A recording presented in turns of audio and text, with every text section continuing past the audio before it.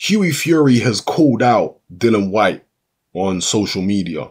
Dillian Whyte has responded, as you can see on screen, by saying, and I'm paraphrasing obviously, by saying, cool, let's do it in February. This has led a lot of people to criticize Hughie Fury because he had the opportunity to fight Dillian Whyte for the British title. Was it early this year or last year? I think it was last year. And he turned it down. And his reasoning, or at least his dad's reasoning for turning the fight down, was, we don't fight friends. And people are very rightly asking the question, what happened to we don't fight friends, Hughie Fury? Why are you willing to fight Dillian Whyte now? This proves that you ducked him back then. And I guess it does. I mean, I always said Hughie ducked him. He did duck him. Just because you duck someone, it doesn't necessarily mean you're scared of them. Could be ducking for financial reasons. You might not be in the best of health. You could be in a legal situation. You know, it just might not be the right time for you to fight that guy. Or it could be you don't fancy the fight at that point because you don't feel you're ready. You haven't developed yourself enough as a fighter. It could be that too. Whatever the case may be, it's all water under the bridge as far as I'm concerned. And right now, Hughie Fury is willing to face Dillian Whyte. And you can't say Dillian Whyte is any worse now. At least I don't think he is. He's no worse now than when he was originally scheduled to fight Hughie Fury. So, yeah, it's whatever Hughie did in the past, whatever. I don't really care about that at this point because he's willing to fight Dillian Whyte now. Hopefully the fight gets done. I think it's a good fight for Dillian Whyte. Hopefully it is some type of ranking fight. The numbers make sense and all that kind of business. If the fight does go ahead, I'll be picking Hughie Fury to win on points. Definitely.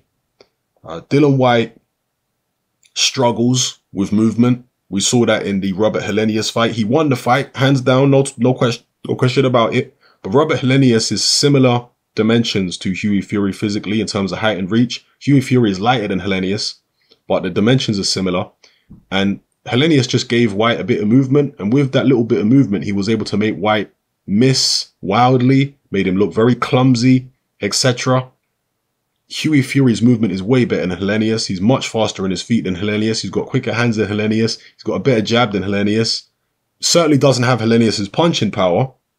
No doubt about that. Don't hit anywhere near as hard as Helenius does. But in all other aspects, he's better. He's a better fighter than Helenius as far as I'm concerned. So, yeah, unless Dillian Whyte has dramatically improved his ability to cut off the ring, then I see him getting outboxed all night long by Hughie Fury at this point.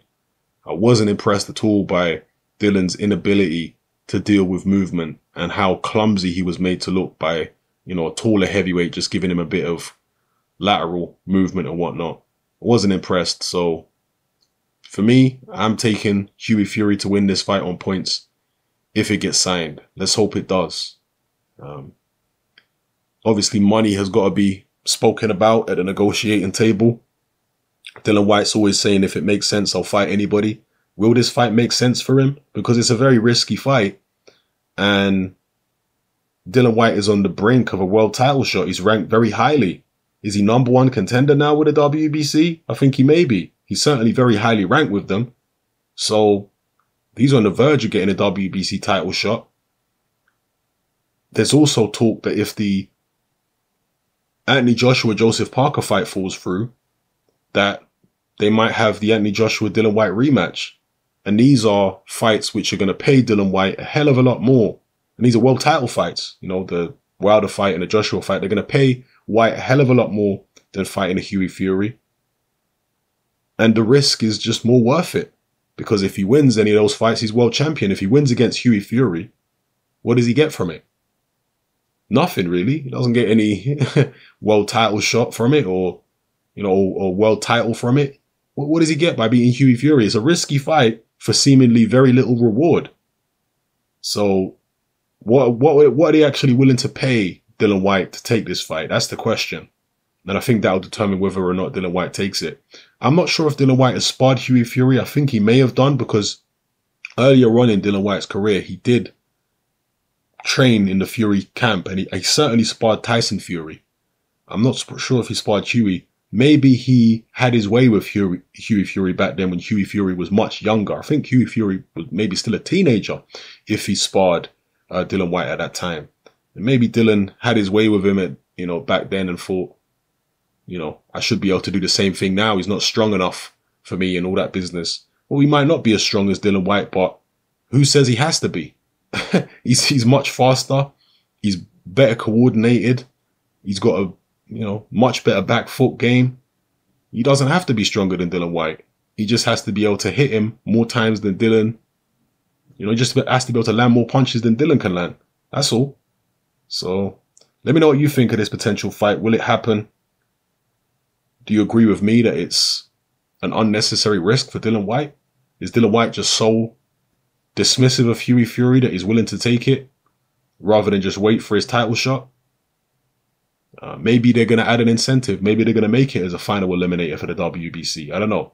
Let me know what you think in the comment section below, people. Will this fight happen? And if so, who's going to win? It's happening. I'm out.